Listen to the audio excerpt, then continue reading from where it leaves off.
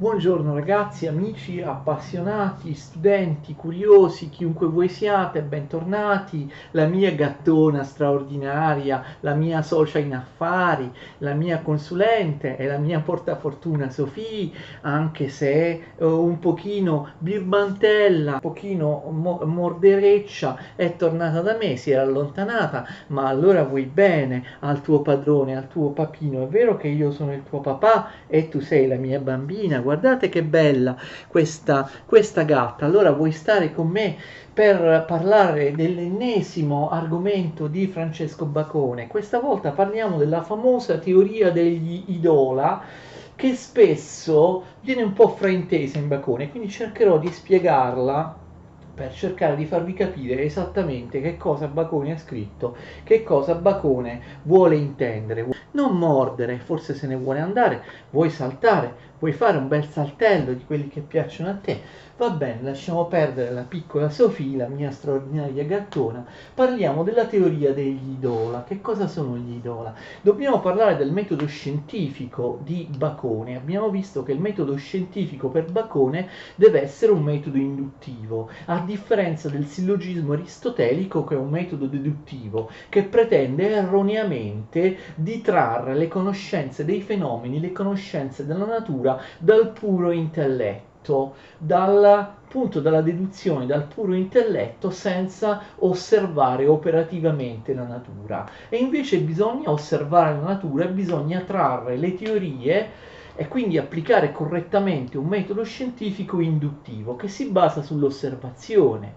Però, come abbiamo detto anche nella lezione scorsa, l'osservazione non basta. L'osservazione deve poi essere utilmente integrata dalla riflessione attiva dell'intelletto sui dati empirici, sui dati osservativi. Insomma, però, prima di spiegare nel dettaglio con precisione come funziona, insomma, l'osservazione, l'intelletto nella costruzione delle teorie scientifiche, cioè prima di spiegare con precisione come funziona secondo Bacone il suo metodo scientifico, quello che deve diventare il novum organum, il nuovo metodo, il nuovo organo, la nuova logica che deve sostituire il vecchio organo, il vecchio metodo sillogistico a priori di Aristotele. Prima di fare questo dobbiamo operare una pars destruens. Che cosa vuol dire? Bacone dice che prima di costruire, cioè prima di poter applicare nella pars construens, prima di poter applicare in maniera corretta il metodo scientifico alla natura e scoprire correttamente le leggi della natura, indagare correttamente la natura, noi dobbiamo avere prima della pars construens una pars destruens, cioè prima di costruire dobbiamo distruggere. Non possiamo parlare del metodo scientifico, delle due fasi, come funziona, se prima non eliminiamo alcuni pregiudizi che sono radicati in noi e che Bacone, con un termine che adesso spiegheremo meglio, chiama idola, dei pregiudizi. Cioè, prima di applicare il metodo scientifico dobbiamo eliminare da noi, sradicare da noi, dalla nostra coscienza, dai nostri sensi, dal nostro intelletto, dei pregiudizi, delle tendenze che inevitabilmente ci fanno operare in maniera sbagliata, capite? Quindi c'è una parte preliminare distruttiva. Prima dobbiamo eliminare da noi questi pregiudizi, toglierli dalla nostra coscienza e soltanto dopo potremmo andare ad applicare correttamente il metodo scientifico. Se applichiamo il metodo scientifico senza liberarci da questi pregiudizi ingannatori, lo applicheremo male, faremo delle scoperte che non sono delle vere scoperte, non riusciremmo a applicare appunto il metodo. Quindi prima di parlare del metodo scientifico e di come si applica e delle sue fasi, lo faremo nella prossima lezione, dobbiamo prima parlare dei pregiudizi che noi dobbiamo eradicare dal nostro essere, altrimenti il metodo scientifico non sapremmo come applicarlo. Spero di essere stato chiaro. Questi pregiudizi Bacone, con un termine che è rimasto famoso, li chiama idola, al plurale neutro latino, e il termine al singolare è idolum. il singolo idolo, l'idolo, idolum, al plurale gli idola, cioè gli idola. Attenzione, non pronunciate idolum oppure idola, come fanno moltissimi, anche purtroppo alcuni miei colleghi di filosofia ho visto pronunciare in maniera scorretta. Non nella scuola dove adesso insegno, in passato, in altre scuole. Quella O è lunga nella penultima sillaba, conoscete il latino e le regole dell'accento in latino. Si produce idola, plurale di idolum, non pronunciate idolum oppure idola. In greco il termine corrispondente, ve l'ho scritto in greco, si pronuncia eidolon, l'idolo, cioè è al plurale eidola in greco, cioè in greco l'accento va all'indietro sulla terz'ultima sillaba, ma in latino no. In latino si pronuncia idolum, idola. Allora, Francesco Bacone distingue quattro classi, quattro tipologie differenti di idola, di idoli. In quale significato lui usa la parola idoli? Voi sapete che idoli idolo può significare molte cose, infatti anche in latino o in greco può significare molte cose. Che cos'è un idolo? No? Ricordate la lotta agli idoli nell'Antico Testamento? Gli idoli sono i falsi dei, sono false rappresentazioni di Dio, cioè della verità. Cioè gli idoli sono delle nostre false rappresentazioni mentali, delle immagini mentali, delle allucinazioni mentali che ci distolgono dalla verità. Sono dei fantasmi, ecco, la giusta traduzione di idola sarebbe fantasmi, fantasmi ingannatori, immagini mentali che mi ingannano, dei fantasmi, delle false realtà di cui io mi devo liberare. Idola come fantasmi, immagini ingannatrici. Quindi ci sono quattro tipologie di idola. Attenzione, idola tribus, idola specus, idola fori e idola teatri. Attenzione. Le seconde parole sono tutte dei genitivi, ok? Tribus, tribus, tribus è il genitivo di tribus, è uguale, quarta declinazione, specus è il genitivo di specus, quarta declinazione, fori è ovviamente il genitivo di forum, terza declinazione neutra, e teatri è il genitivo di teatrum, terza declinazione anch'essa. Quindi andiamo con ordine. La prima classe di idola sono gli idolatribus. Che cosa vuol dire idolatribus? Idolatribus vuol dire idoli della tribù, cioè idoli della specie, intesa come specie umana. Che cosa vuol dire? Significa che questi pregiudizi, che questi inganni sono genetici, cioè sono idoli, sono errori, sono pregiudizi della specie. Noi li possediamo in quanto facciamo parte della specie umana, cioè sono idoli innati, genetici.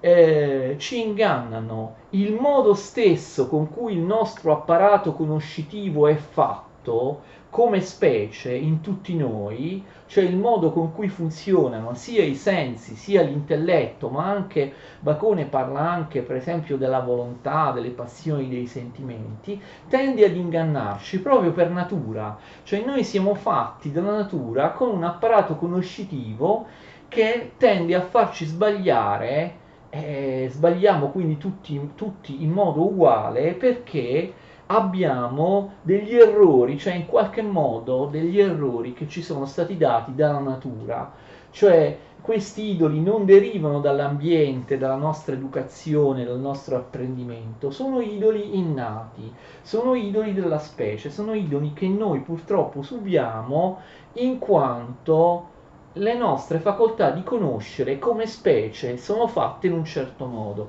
quindi sono soggette all'errore eh, da un punto di vista proprio naturale, da un punto di vista proprio strutturale.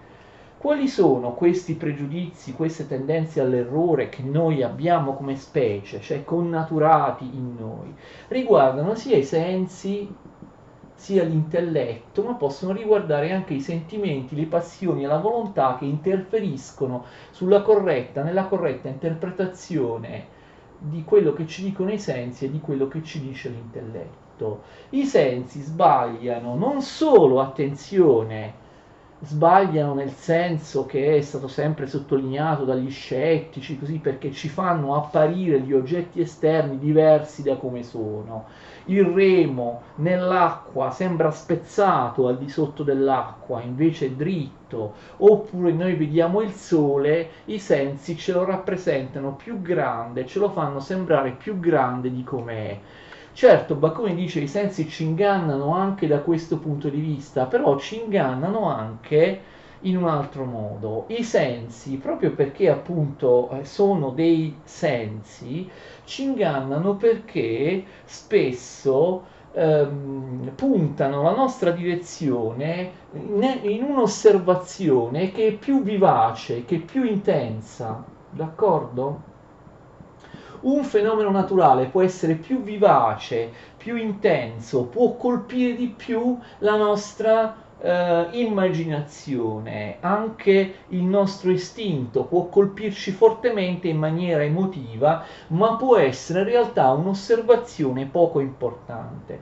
Quindi noi attenzione, proprio perché come sono fatti i sensi in noi come specie umana, i sensi tendono a farci sopravvalutare quelle osservazioni che sono più vivaci, che sono più intense, che si impongono appunto la nostra attenzione perché ci colpiscono di più. Magari invece ci sono dei fenomeni che sono meno vivaci, che sono meno intensi, che ci colpiscono di meno e noi andiamo a sottovalutare quei fenomeni. Noi andiamo a sopravvalutare e a porre tutta la nostra attenzione verso i fenomeni naturali che ci colpiscono perché sono più forti, sono più intensi e magari invece proprio quei fenomeni non servono a scoprire assolutamente niente, mentre invece giustamente sottovalutiamo fenomeni che ci colpiscono di meno, che sono meno appariscenti. E quindi noi dobbiamo liberarci da questo pregiudizio, capire che dobbiamo comunque discriminare all'interno delle sensazioni in maniera corretta le sensazioni che sono più importanti, anche se magari le sensazioni che sono più importanti, che possono farci scoprire qualcosa di più, sono quelle che meno ci colpiscono, d'accordo? Quindi invece l'intelletto ci può ingannare perché? Proprio perché siamo fatti così, proprio perché l'intelletto come specie è così in ciascuno di noi, l'intelletto ci porta ad eccessive generalizzazioni. Noi vediamo che tutti i gatti in una singola zona sono neri, quelli che guardiamo, pensiamo che tutti i gatti siano neri e magari poi non capiamo invece che esistono anche gatti di altri colori. Siccome ne vediamo alcuni, siamo portati a generalizzare. Ho visto 100 gatti, sono tutti neri, allora tutti i gatti sono neri, e non è vero. Per esempio, faccio un esempio che non c'è in Bacone. Sapete che ci sono due tipi di elefanti, gli elefanti africani e gli elefanti indiani. Allora, se noi vediamo gli elefanti africani, siamo stati solo in Africa, guardiamo tantissimi elefanti, tanti punti dell'Africa sono fatti in certo modo, hanno una certa morfologia, e noi pensiamo che tutti gli elefanti siano così. Se poi però andiamo in India vediamo che non è vero, che ci sono altre razze di elefanti che sono diverse da quelle africane. Quindi a volte noi generalizziamo in maniera indebita e in maniera precipitosa, in maniera eccessiva, e invece non dobbiamo, perché il fenomeno eccezionale, il fenomeno anomalo esiste. Vedremo anche in seguito che la logica scientifica, la logica di Francesco Bacone è molto sensibile a quest'idea dell'esistenza del fenomeno anomalo, del fenomeno eccezionale, che rompe un po' la regolarità delle nostre osservazioni e anche delle leggi della natura. Quindi l'intelletto ci porta a generalizzare e appunto l'idea dell'esistenza del fenomeno anomalo. Molto spesso l'intelletto suppone che ci sia più regolarità di quanto effettivamente ci sia in natura o che ci sia più ordine di quanto effettivamente ci sia in natura. Vediamo lo stesso, sempre lo stesso tipo di fenomeno, si comporta sempre allo stesso modo, immaginiamo che ci sia una regolarità, poi però arriva il fenomeno anomalo. Quest'idea del fatto che la regolarità, l'ordine della natura non sia inviolabile, non sia eterno, in qualche modo porta Bacone lontano dalla visione scientifica di un Galilei, di un Cartesio, che invece successivamente a lui, come sappiamo, teorizzeranno l'eternità, la regolarità, l'inviolabilità delle leggi di natura. Invece Bacone non crede a questo, crede che leggi di natura, una legge di natura non sia necessariamente inviolabile, possa esserci l'evento eccezionale, l'evento anomalo. Comunque questi sono gli esempi che Bacone fa degli idolatribus, dei pregiudizi, degli errori che ci portiamo dentro geneticamente, proprio perché apparteniamo alla specie umana.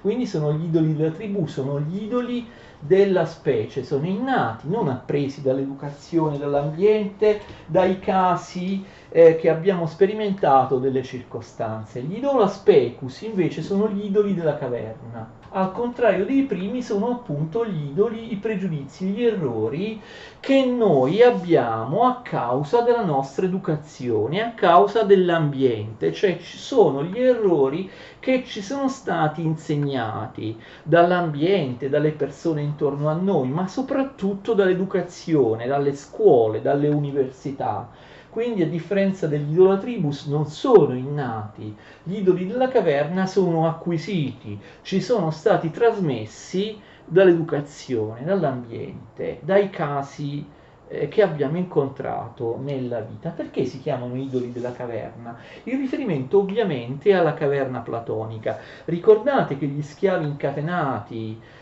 prima che uno di loro si liberasse, tutti quanti pensano che l'unica realtà siano le immagini, le ombre riflesse sul fondo della caverna, perché loro, sin da quando sono nati, sono incatenati e possono guardare, possono percepire soltanto le ombre sul fondo della caverna, e quindi pensano che quella sia l'unica realtà. Non lo pensano perché le loro funzioni conoscitive da un punto di vista innato li spingono a fare questo. Lo pensano perché sono stati costretti appunto nella loro vita, dalla loro posizione ambientale, da chi li ha legati in modo tale da far vedere soltanto le immagini del fondo della caverna, sono stati costretti a percepire quest'unica realtà. Quindi gli idoli, come gli idoli della caverna platonica, a volte noi siamo stati abituati a percepire, a conoscere, a imparare, a dare per scontate soltanto alcune cose, e questo conformismo ci porta a sbagliare. Quali sono gli idoli della caverna? Ovviamente, essendo gli idoli, gli errori, i pregiudizi che ci sono stati portati dall'educazione, Francesco Bacone non può che scagliarsi contro l'educazione delle scuole, delle università, che all'epoca era l'educazione alla filosofia scolastica, e quindi ovviamente si scaglia contro l'odiata filosofia aristotelica. Il sillogismo, il metodo deduttivo, sin dall'infanzia ci viene insegnato come l'unico metodo scientifico possibile, come l'unico metodo che possa farci conoscere qualcosa della realtà. Noi ci portiamo dietro questo errore, questo idolum che ci è stato infisso all'interno di noi dall'educazione. Quindi dobbiamo liberarci dalla nostra educazione, dalla nostra tendenza, dalla nostra abitudine a pensare in termini aristotelici, in termini scolastici. Non dobbiamo più seguire il sillogismo, il metodo deduttivo aristotelico che ci è stato insegnato. Dobbiamo liberarci dall'insegnamento scolastico, da quello che ci è stato detto nelle scuole, perché ci è stato detto che Aristotele ha sempre ragione, ok? Poi gli idolafori, attenzione, questa terza tipologia di idola è senz'altro la più importante in Bacone, quella più moderna, quella più interessante. Gli idolafori sono gli idoli del foro. Che significa idoli del foro? Che cos'è il foro? Che cosa si faceva nel foro, nelle città romane e anche nella piazza, nella agorà, nelle città greche. Si discuteva, gli uomini liberi, non certo quelli che dovevano lavorare oppure gli schiavi, passeggiavano, si incontravano nel foro, nella piazza e discutevano, anche i filosofi discutevano tra di loro, ok? Infatti il foro, la piazza in greco si dice agorà, e pensate che i greci avevano addirittura inventato un verbo, agorazein, che proprio vuol dire parlare nella piazza, chiacchierare nella piazza. Quindi nella piazza ci si incontra anche tra filosofi per parlare. E quindi, attenzione, questi idoli, questi pregiudizi, gli idoli del foro, sono gli idoli del linguaggio, perché sono gli idoli che noi, gli errori che noi adoperiamo nel foro, e nel foro si parla. Quindi sono gli idoli che riguardano il linguaggio. La riflessione sugli errori a cui ci porta il linguaggio è una riflessione modernissima in Francesco Bacone, che si inserisce all'interno di quella tradizione che era già cominciata prima di lui e che continuerà notevolmente dopo di lui, che noi infatti abbiamo già visto nel filosofo medievale Guglielmo di Occam. Ricordate la filosofia del linguaggio molto interessante di Guglielmo di Occam, e noi abbiamo chiamato nominalismo. Quindi diciamo che Bacone porta alle estreme conseguenze il nominalismo di Guglielmo di Occam, e le sue idee, quelle degli idolafori di Bacone, saranno a sua volta portate ad una maggior precisione dalla riflessione di Hobbes oppure di Locke, quindi dei successivi nominalisti inglesi. Già parlando di Guglielmo di Occam abbiamo visto che cos'è il nominalismo. Il nominalismo è quella tendenza tipicamente empirica, tipicamente pratica, fortemente concreta, tipica di un certo humus della filosofia inglese, nel pensare che il nome non corrisponde alle cose. Il nome non corrisponde alla cosa, vi ricordate, lo diceva già Guglielmo di Occam, lo ripeteranno Hobbes, lo ripeterà Locke, e quindi nascono dei pregiudizi perché noi abbiamo dei nomi che non indicano assolutamente niente, dei fonemi che non corrispondono a nessun oggetto reale e non corrispondono neanche a nessuna idea nella nostra mente. Non è vero che un nome deve avere per forza una cosa corrispondente, ci sono nomi che non significano niente. Questa è una riflessione di eccezionale importanza da parte di Francesco Bacone. Ci sono dei nomi che non significano assolutamente niente, e quindi spesso i nostri errori nell'interpretazione della natura, nella ricerca della conoscenza, dipendono da un difetto di linguaggio. Noi diamo per scontato che esista qualcosa di corrispondente a un nome o alla definizione di un nome, mentre quel nome può essere fittizio, di pura fantasia, può indicare un'idea senza oggetto. Quindi questo è importante. Ci sono dei nomi, ci sono dei termini, ci sono dei fonemi che sono semplicemente dei flatus vocis, sono solo delle emissioni vocali della voce, ma in realtà non denotano alcun oggetto concreto, non hanno alcun significato concreto, e se hanno una definizione si tratta della definizione di qualcosa di assolutamente immaginario. Quindi il linguaggio ci porta a sbagliare, dobbiamo correggere ed eliminare i nostri pregiudizi del linguaggio se vogliamo applicare correttamente il metodo scientifico che vedremo nella prossima e ultima definitiva lezione su Francesco Bacone. Ovviamente lui che esempi può fare di nomi che non significano niente? E ovviamente anche qui cita la terminologia scolastica, d'accordo? Ci sono dei nomi tipici della filosofia aristotelica scolastica che non significano assolutamente niente e che noi dobbiamo abbandonare. Attenzione, Bacone dice che ci sono anche dei nomi equivoci, dei nomi che non si capisce bene che cosa significhino e che Bacone scrive derivano da una scorretta astrazione. Lui fa l'esempio di umido, poi bisogna vedere in inglese, non è facile insomma trasferirlo in italiano, trasferirlo alla nostra epoca. Lui dice che ci sono dei nomi che ci portano a sbagliare perché sono ambigui. Per esempio lui dice che la parola umido significa 7 oppure 8 cose diverse.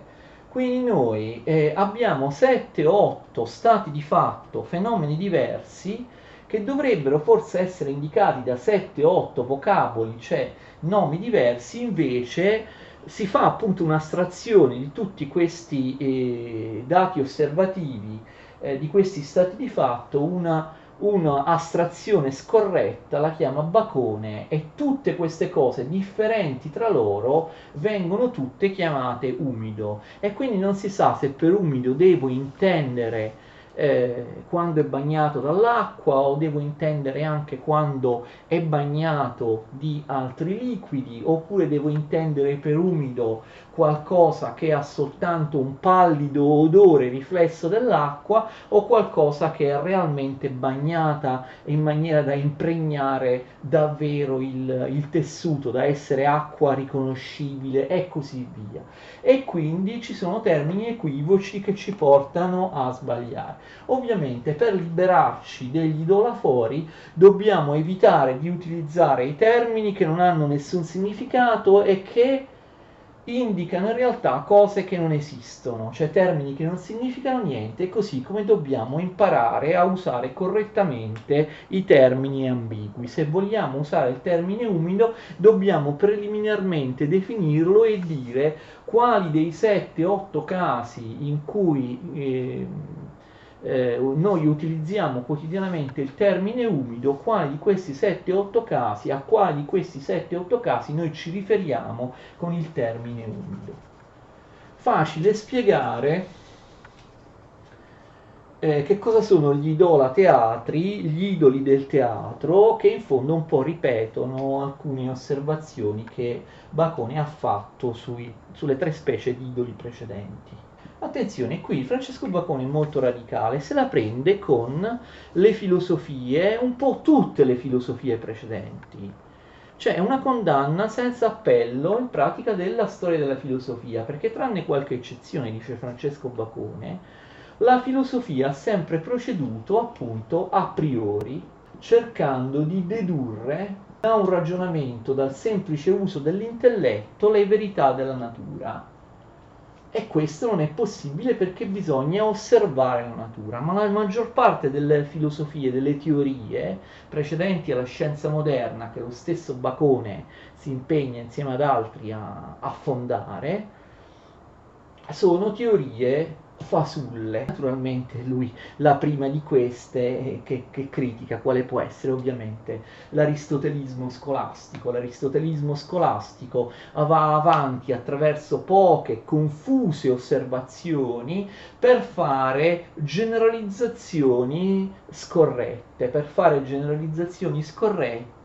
per produrre teorie generali, ipotesi generali di interpretazione dei fenomeni senza aver osservato affatto, o senza aver osservato sufficientemente i fenomeni. E quindi sia l'aristotelismo scolastico sia tantissime altre filosofie, capite, producono qualcosa che è tipico del teatro. Cioè le filosofie, invece di insegnare la verità, insegnano qualcosa che è un romanzo, ok? Un'immaginazione, qualcosa che puramente noi oggi chiameremo fiction.